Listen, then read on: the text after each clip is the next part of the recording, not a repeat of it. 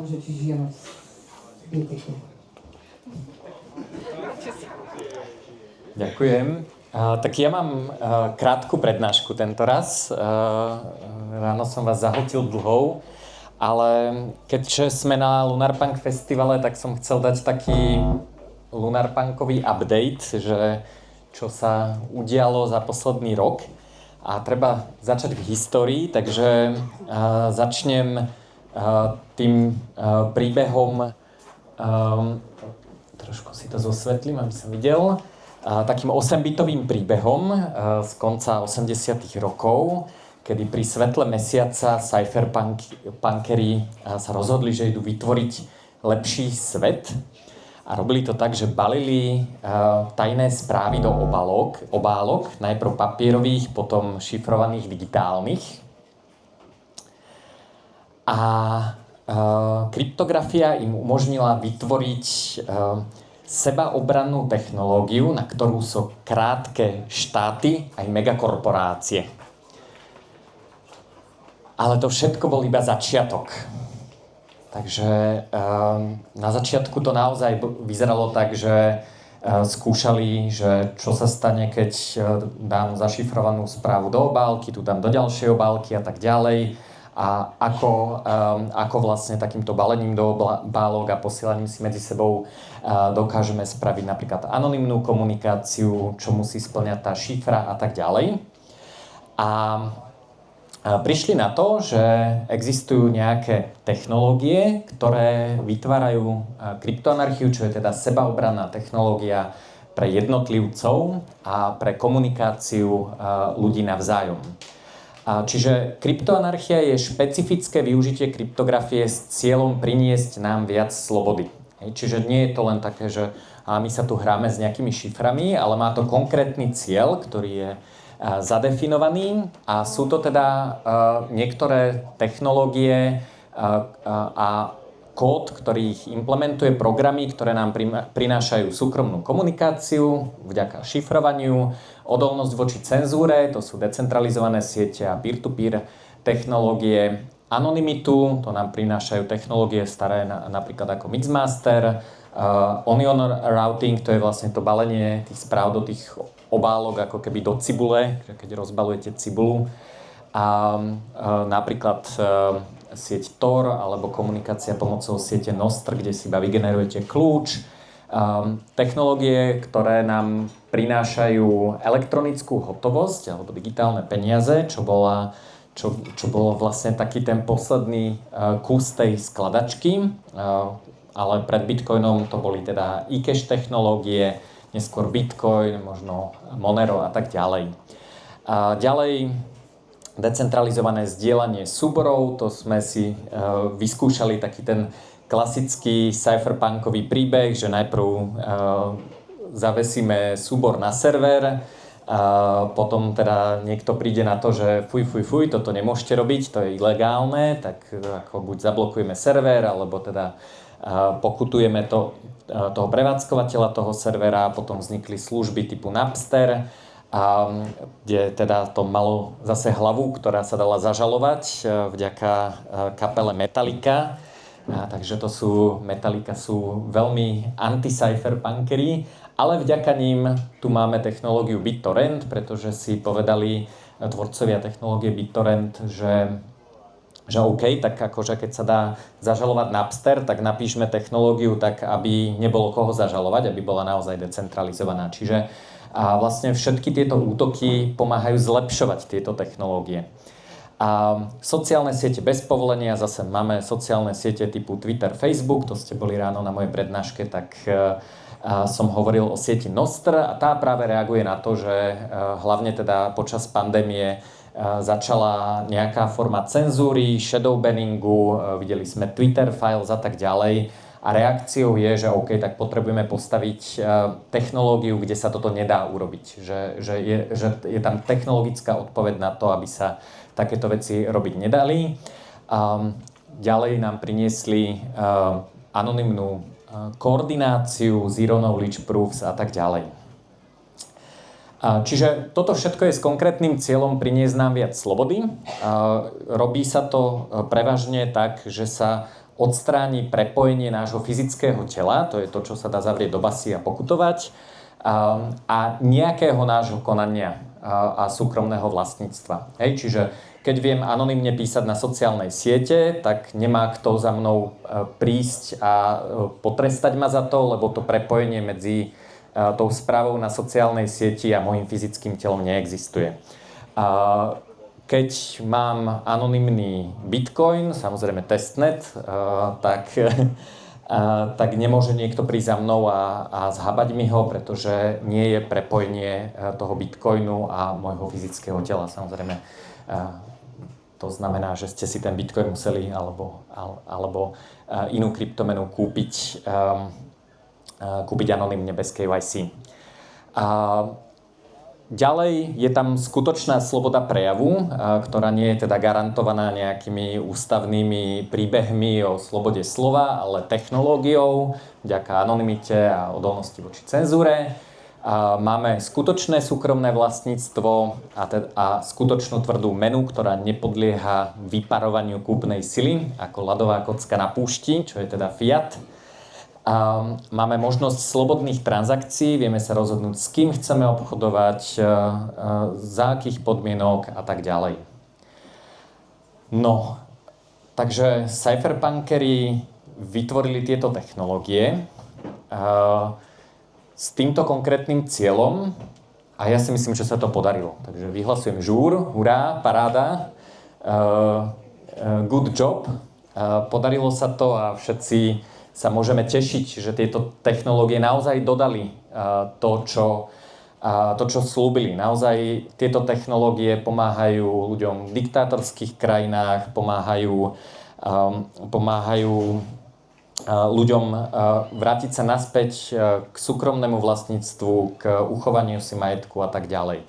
Vytvorili vlastne elektronický súkromný majetok. Podľa mňa Bitcoin, často to hovorím, že Bitcoin je jedna z mála vecí na tomto svete, ktorá sa dá technicky skutočne vlastniť. Veľmi málo vecí môžete v dnešnej dobe vlastniť. No a možno je teraz otázka, že prečo si to myslím, že sa to podarilo, však na svete je veľa neslobody, stále je nejaký fiat, stále sa nie každý môže vyjadrovať, stále existujú tie diktátorské režimy. Čo je vlastne takéto kritérium, že si dovolím povedať, že good job a je to hotovo. Tak mne sa veľmi veľmi ma bavilo, ako bývalý prezident Trump išiel na konferenciu Bitcoin v Nashville. Páčilo sa mi to nie preto, že sa mi páči Trump, alebo preto, že teraz je to super, že by som, príliš hejtoval tým B alebo niečo podobné. Ale vnímam tam takéto otočenie, že doteraz politici vraveli, že budeme tancovať tak, ako oni pískajú, a teraz proste Trump je zabávač a tancuje a spieva pred nejakými bitcoinermi, pretože majú reálnu možnosť rozhodnúť výsledok volieb. Hovorí sa, že len ľudia, ktorí vlastnia Bitcoin v Amerike, keď sa rozhodnú jedným alebo druhým smerom, tak rozhodnú výsledok. Čiže to je ten úspech, že vlastne tie technológie sa rozšírili medzi ľudí tak, že majú reálny vplyv na dnešný svet. Takže v niektorých krajinách, na Slovensku to tak napríklad nie je, hej, že na Slovensku asi rozhodujú voľby iné veci, ale je to teda niečo, čo ja som vnímal ako obskúrnu technológiu. My sme si posielali s kamarátmi šifrované správy cez PGP a snívali sme o tom, že toto akože niekedy v budúcnosti budeme používať a prinesie nám to viacej slobody, ale v zásade sme tomu neverili. Hej, to bolo proste pár geekov, ktorí sa hrali s nejakými command lineovými utilitkami, ale teraz reálne tie technológie sú rozšírené medzi ľudí. Nie je tak, že by to každý používal, ale každý, kto chce využiť tieto technológie na zvýšenie svojej slobody, môže. Sú veľmi dostupné, veľmi jednoducho použiteľné, obrovský network efekt. Takže nejde teraz ani tak o to, že my by sme sa teraz dohodli, že niečo od tých politikov chceme a oni nám to dodajú alebo nedodajú, ale ale už sme tak signifikantná skupina ľudí, že naozaj nás nemôžu ignorovať a trošku ako ovplyvňujeme tie celkové dianie vo svete. A mali sme o tom podcast s Wilderom o bitcoinovej aristokracii, odporúčam, tam túto myšlienku rozvíjame trošku dlhšie. A ďalší dôvod, prečo si myslím, že sa to podarilo, je, že šifrovanie je momentálne už všade. Že keď sa prehliadač chce pripojiť na stránku cez protokol HTTP, teda bez šifrovania, nie HTTPS, tak už vám píše, že pozor, toto akože nie je OK, hej, že nešifrované spojenie je fuj. Je to vďaka technológii Let's Encrypt, ktorú vlastne prevádzkuje organizácia zadarmo, a sú to teda old school cypherpunkery. E-maily sú tiež šifrované, bohužiaľ nie end-to-end, ale ako tá komunikácia medzi servermi a komunikácia medzi vami a serverom je šifrovaná. Čiže už to nie je tak ako kedysi, že nešifrované informácie putujú internetom. Má to samozrejme svoje slabiny, ale vlastne to šifrovanie je dnes už všade. Každé zariadenie, aj váš blbý vysávač, keď si stiahuje update z cloudu, tak to ide šifrovane. Takže to je fajn. Máme technológie ako Signál a tak ďalej, takže to šifrovanie je každému prístupné a všetci ho používame už by default, ani o tom nevieme. Anonymne dokážeme platiť, je normalizácia tých šifrovaných technológií, mamičky majú signálové skupiny, kde sa dohadujú a tak ďalej, takže je to už medzi ľuďmi, takže nie je to ako kedysi, že nejaká command lineová utilitka, museli sme si organizovať key signing parties a hodinové školenie, ako zašifrovať súbor, ale vlastne to používame úplne bežne. A používajú to aj ľudia, ktorí nie sú úplne technologickí geeci. V dnešnej dobe za krypto kúpite skoro všetko, vrátane druhého občianstva. Čím ľudia si myslia, že dobre, ale tak akože za Bitcoin nekúpim dom, je ľahšie kúpiť dom za Bitcoin, ako zaplatiť nákup, hej, lebo Tesco neberie priamo Bitcoiny, ale vyriešiť problém, že ako zaplatiť za dom je oveľa jednoduchšie. Takže takmer všetko, keď máte Bitcoiny, tak sa vždy nájde niekto, kto tie Bitcoiny chce, a aspoň teda nejaké percentá z nich, a pomôže vám vyriešiť problém, že si chcete niečo kúpiť veľmi radi. Ďalej, tu máme túto tabuľku. Je trošku staršia, včera to bolo napríklad 6 a 7 bolo prehodené. A toto je tabuľka menovej zásoby M0, to sú rezervy, bankové rezervy. Čiže pri zlate je to fyzické zlato, pri fiat shitcoinoch je to hotovosť a sú to vklady v centrálnej banke. Čiže rezerva je to, čo nie je sľub nejakej protistrany. Keď si do komerčnej banky vložíte peniaze na účet, tak tie peniaze na tom účte znamenajú sľub protistrany, že vám vyplatia danú hodnotu. Hej? Čiže to je sľub protistrany. A to, čo je v centrálnej banke, je rezerva. A keď počítame rezervy, tak Bitcoin je 6. alebo 7. podľa toho, ako sa to je to tam tesne, rezervná mena. 6. alebo 7. najväčšia rezervná mena na svete. Hej, že toto nie je cypherpunková geekovina nejakých pár pometencov, ktorí si posielajú digitálne podpísané tokeny, ale toto je už fakt veľká vec. Hej, je to proste väčšie ako Libra, väčšie ako striebro, mimochodom.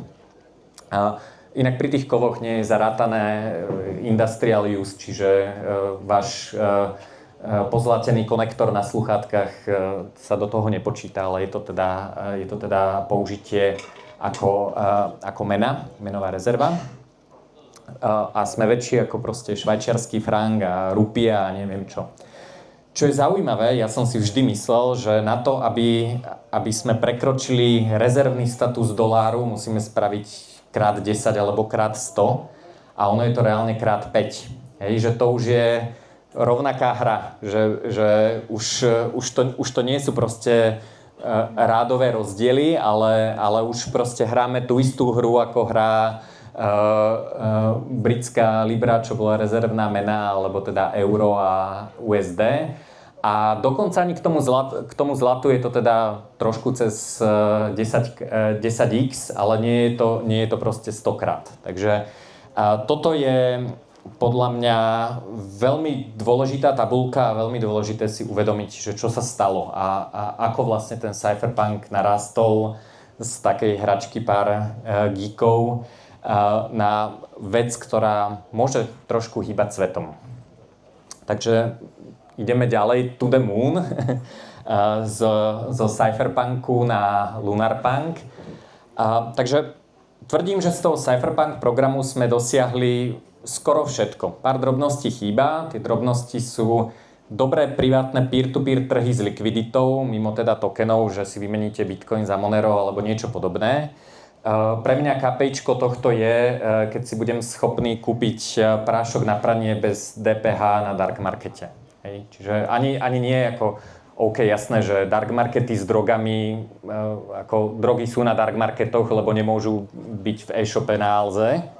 Ale zaujímavé to bude práve, keď dosiahneme to, čo Paul Rosenberg písal vo svojom románe Lodging for Wayfaring Men, kedy bežné veci, návšteva zubára, prací prášok a proste úplne bežné veci dennej spotreby kúpime na tom dark markete za tie peniaze, ktoré nie sú sledované. Zatiaľ máme cash, mimochodom, cash nepodceňujme, ale budem rád, keď sa toto rozšíri a budú existovať aj také trhy, hej, že máte kadejaké trhy, aj Nostr Market som ukazoval, ale tam akože niečo nájdete, aj na Vexli niečo nájdete, môžete si kúpiť koňa s papiermi, alebo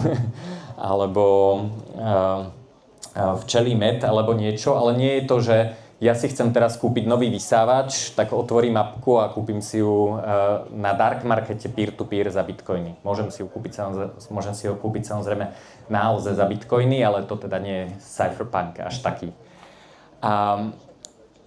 Veľký problém podľa mňa je marketing pri zachovaní anonymity. Že je vlastne dosť zázrak, že sa podarilo už len Bitcoin, hej, že nejaký proste anonymný typek zavesí nejaký white paper a nejakú implementáciu nejakého softvéru na nejaký mailing list a že ako je možné, že si to vôbec niekto prečíta a že je to natoľko zaujímavé, že sa to rozšíri a ľudia to začnú používať. A je veľmi dôležité, aby tie projekty aj cypherpunkové, ale aj akékoľvek iné, ja neviem, nejaká literárna tvorba, ktorá je trošku kontroverzná a tak ďalej. Je veľmi dôležité, aby sme si vedeli pri tom zachovať anonymitu. A čo je problém? Nie je problém veci vypublikovať. Hej, môžem to zavesiť na internet, kúpiť si server za bitcoiny alebo za Monero a proste to zavesím. Ale ako sa o tom ľudia dozvedia? Na toto nemáme podľa mňa dobré riešenie a dúfam, že sa nájde. A nemáme všeobecne použiteľné reputačné systémy. Že také, ako som hovoril ráno, že máme Nostr a tie správy môžu reprezentovať bod na mape, alebo blog, alebo tweet, alebo niečo podobné.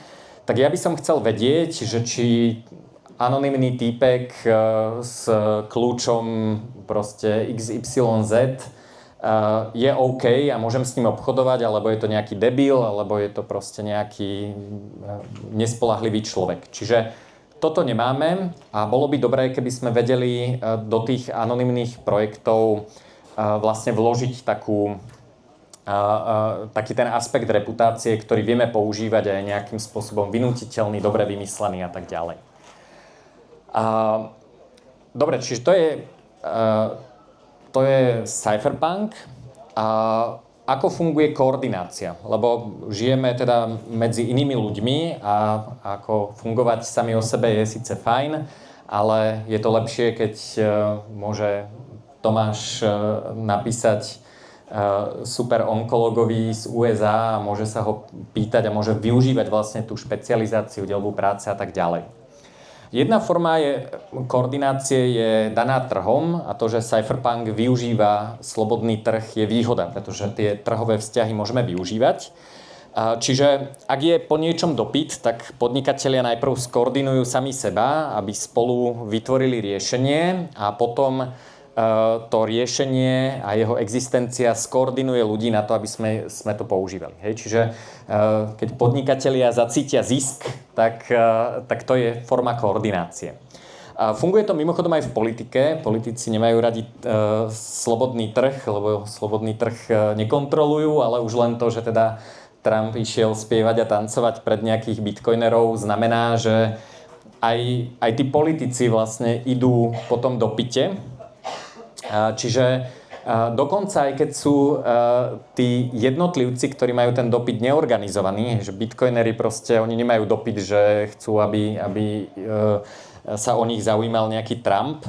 Niektorí možno chcú, ale nie je to, že koordinovaná akcia, že teraz ako všetci bitcoinery si povedia, že ideme zohnať prezidenta, ktorý bude k nám priaznivý, ale je to opačne. Hej, že tí manažéri tých politických kampaní zacítia ten dopyt, že aha, toto je niečo, čo ľudia chcú, toto je niečo, čo konkurencia dodáva zle a oni ten dopyt chcú využiť. Čiže je to paradoxne tiež forma trhu. Ďalej tu máme predikčné trhy, crowdfunding, to sú všetko nástroje na trhovú koordináciu. Potom existujú všeobecnejšie koordinačné mechanizmy, anonymné DAO alebo DAO systémy, rôzne bounty systémy, nejaké lepšie spôsoby dosahovania cieľov. Nie len konaním jednotlivcov, ale využitím nejakých emergentných javov, ktoré nie sú možno priamo ako založené na tom klasickom ponímaní trhu. Takže hovoril som o cypherpunku a páči sa mi táto rovnica od Rachel, ktorá hovorí o lunarpunku, a že lunarpunk nie je ako opak solarpunku, je to vlastne spojenie cypherpunku a solarpunku. Takže čo vlastne prinášajú tie jednotlivé filozofie alebo nejaké smery? Tak cypherpunk je založený na individuálnej slobode. To som teda začal tým príbehom, že čo sa vlastne snažili dosiahnuť tí cypherpunkery, keď vytvárali tú kryptoanarchiu. Využíva kryptografiu, je stavaná tak, aby bola odolná voči štátu a regulácii. To je základný princíp. Ak to nie je odolné, tak ten projekt neprežije, pretože jednotlivci, ktorí niečo robia a dajú sa zastaviť, tak je dosť možné, že ich nejakým spôsobom zastavia, ak to nie je odolné riešenie. Je to odolné voči tej hrubej sile, tým, že sa oddelí telo od konania, tak tá hrubá sila, tá päsť proste nemá na akú tvár naraziť. A cypherpunk je založený na libertariánskej morálke a filozofii, teda na ochrane súkromného vlastníctva a na právach, ktoré sú zadefinované cez vlastnícke práva a súkromné vlastníctvo. Dobre, to je, keď si to pozriete len takto, že sa pozeráte len na tú ľavú stranu, tak je to veľmi individualistická filozofia. Ja chcem šifrovať, ja chcem mať pokoj, ja chcem mať svoje súkromné vlastníctvo. Aj pri tej komunikácii je to o tom, že ja som anonymný, moje správy nečítajú a tak ďalej. A ten solarpunk je vlastne vízia pre spoločnosť. Solarpunk hovorí o tom, že keď sa skoordinujeme a keď dokážeme spolu vytvoriť nejaké riešenie nejakého problému, tak sa všetci budeme mať lepšie.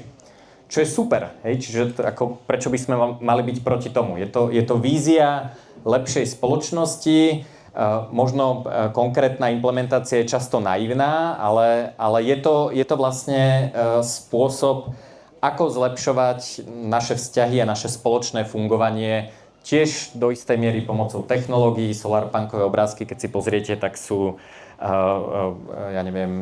solárne panely, ekológia, environmentálne pekné riešenia, prepojenie s prírodou, neziskovky, spoločná koordinácia. Je to fajn. Je tam teda nejaká kreatívna koordinácia, vymýšľajú spôsoby, ako spolupracovať. Je to často do-it-yourself prístup, je to teda, že nie je to taký ten mainstreamový narratív, že tu je problém, tak poďme zvoliť politikov, ktorí ho vyriešia, ale solarpunkery proste vyhrnú rukávy a idú to spraviť.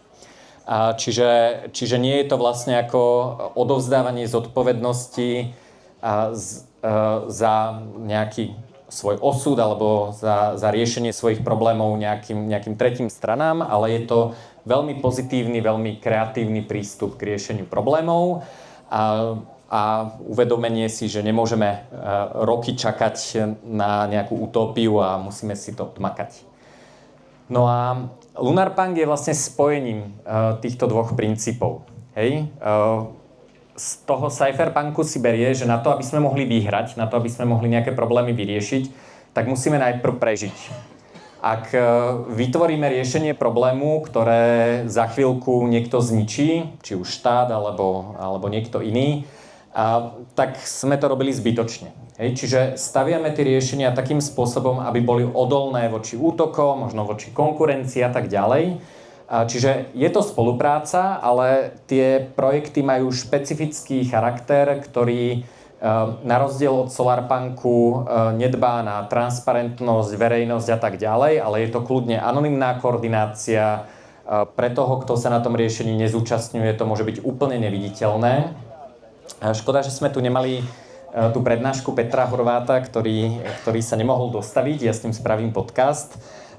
On napríklad robí pre organizáciu decentralizovanú a manažuje obrovský projekt, čo by akože v zásade bola C-level pozícia na úrovni dosť veľkej firmy a robí to ako anonymná postavička.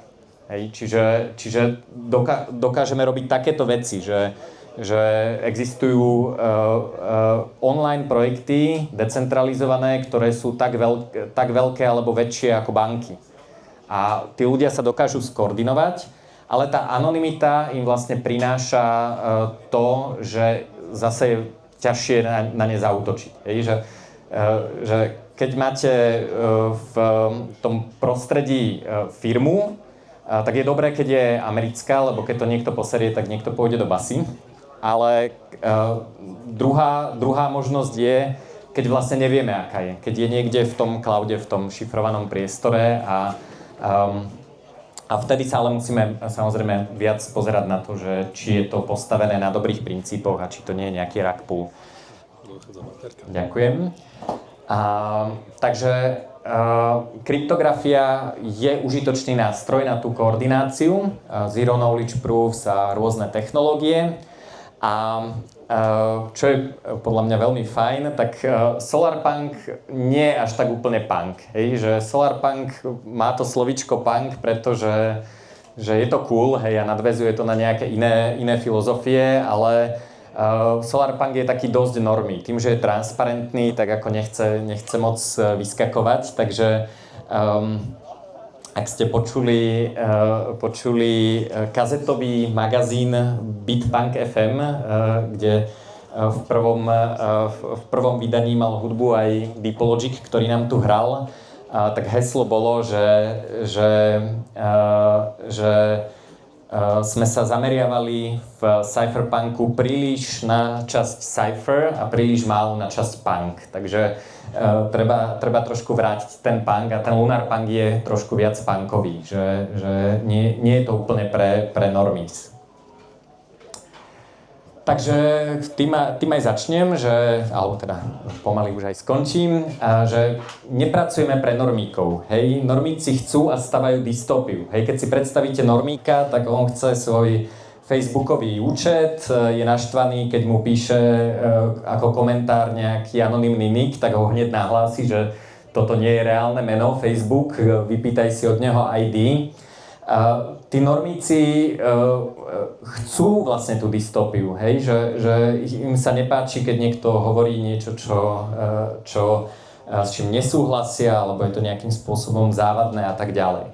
Takže pre nás je dôležité si uvedomiť, že to je OK, že OK, nech si normíci chatujú na Facebooku a my budeme komunikovať inde. Čiže nie je úplne cieľ stavať tie technológie pre bežných ľudí, ktorí ich nechcú. Hej, my nechceme zmeniť celú spoločnosť. Cypherpunk a ani Lunarpunk nie sú o tom, že my máme nejakú víziu sveta a teraz ju ideme naordinovať celej populácii. aj Cypherpunk, aj Lunarpunk vždy boli o tom, že keď sú ľudia, ktorí majú nejakú potrebu, tak sa vedia zorganizovať a vedia si tú potrebu sami vyriešiť. Keď sa chce niekto pridať, super, pomôže práca, pomôže kapitál, pomôžu myšlienky, pomôže všeličo, ale tí, čo nechcú, OK, pokračujte vo svojom živote. Takže to je jedna vec, že aby sme nemali to kritérium toho, že či sme úspešní, že či sme oslovili nejakých normíkov. Vôbec nás nemusia zaujímať. A druhé dôležité zistenie, ktoré odporúčam všetkým, anonymita je oveľa dôležitejšia ako súkromie. Prečo? Súkromie je taký akože... Taký abstraktný pojem, že chcem viac súkromia. Čo to znamená? Chcem, aby nikto nevedel o mojej polohe, chcem, aby nikto nevedel, aké stránky navštevujem, chcem, aby mi nikto nečítal správy, chcem, aby nikto nevedel, s kým si píšem. Dosiahnuť súkromie je extrémne ťažké. V dnešnom svete, vyskúšajte si to. Už keď ste sem došli, tak vás nahralo niekoľko CCTV kamier, ak ste prišli autom, tak vaše značky boli desiatky krát naskenované. Mobilné siete, ak máte simku na svoje meno, tak presne vedia, kde sa nachádzate. Všetci nosíme vo vrecku nejaké sledovacie zariadenie. A ako dosahovať nejaké abstraktné súkromie tým, že si zablokujem pár cookies, alebo teda ako nás EU ochránila, že si kliknem, že či akceptujem alebo neakceptujem cookies. Je to nedosiahnuteľné a väčšina ľudí, ktorí sa o to snažia, tak vlastne nevedia, čo robia. Hej, že čo to znamená? Mám súkromie lepšie o 4%, ako sa mi zlepšil život, hej? Proti komu sa bránim a tak ďalej. A ten Cypherpunk a aj Lunarpunk pracujú s anonymitou z dosť dobrého dôvodu, podľa mňa. A ten dôvod je, že anonymita na konkrétne veci sa dá urobiť relatívne jednoduchšie. Hej? Som Satoshi Nakamoto, vymyslel som Bitcoin, napíšem paper, pozriem, či v ňom nie sú metadáta, pošlem na Cypherpunk mailing list, goodbye. Hej? Prídem o 4 mesiace, zavesím na internet, tu je implementácia, čaute. Dosiahnuť anonymitu znamená, že skrátim ten čas, viem presne, čo robím a v danom momente urobím jednoduchú anonymnú interakciu a zmiznem. Čiže anonymitu je paradoxne oveľa ľahšie dosiahnuť ako súkromie. Takže pripravte sa na to, že tí, čo chcete, tak spolu zmeníme svet. Myslím si, že 80% toho sa už podarilo, že ten cypherpunkový program je úspešný, že sa teraz dokážeme koordinovať a vlastne už sme tak veľká skupina, že naozaj máme dosť signifikantný vplyv na to, ako svet funguje a hlavne pre nás, ktorí to chceme. Takže ďakujem pekne a pozývam vás na diskusiu.